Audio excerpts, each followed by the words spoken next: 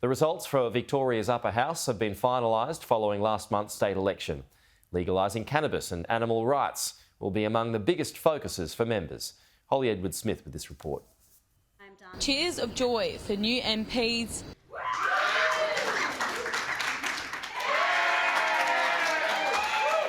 and sighs of disbelief.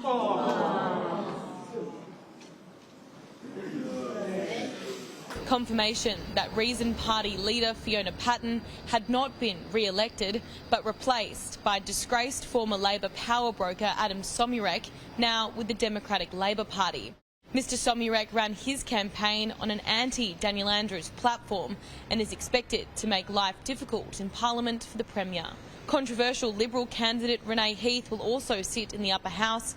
Ms Heath was shunned by former Liberal leader Matthew Guy following revelations she was closely linked to the controversial City Builders Church. There are 20 new members of Parliament, including Georgie Purcell for the Animal Justice Party and 3 new Greens MPs. We've got an expanded Greens party room that are ready to push the next government further and faster on climate action in the transition to renewables. One of the Greens' priorities is to change Victoria's group voting ticket, with leader Samantha Ratnam blaming the system and the Labor Party for the selection of One Nation's new representative, Ricky Lee-Terrell. Racist parties like One Nation have got a foothold in the Victorian Parliament for the first time because of Labor's broken, undemocratic group voting system.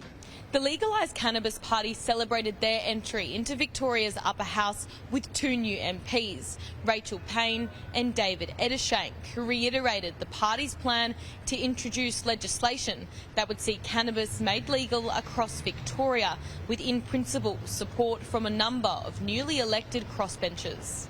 I think it's something to be worked through with the government in a logical and a sensible way.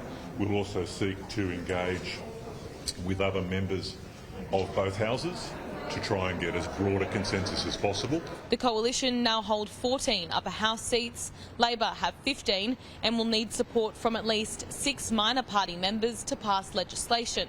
The new upper house will be sworn in when Parliament sits next week. Holly Edwards-Smith for Sky News in Melbourne.